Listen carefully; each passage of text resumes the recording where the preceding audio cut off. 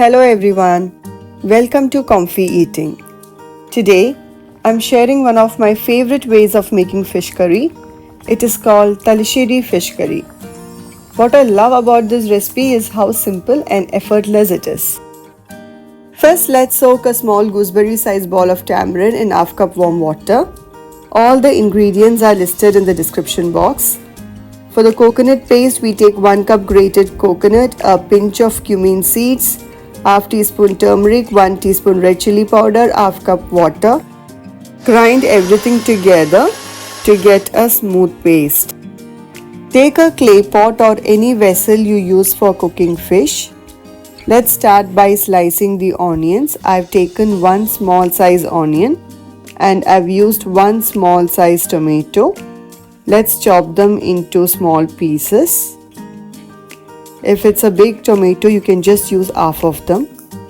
Then let's add 2 to 3 green chilies slit lengthwise.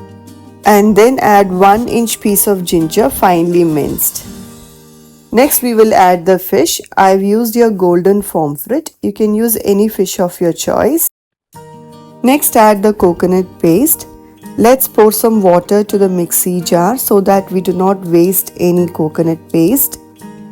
Drain the tamarind water and add it to the pot. Add salt as per your taste. Add water as needed to adjust the consistency.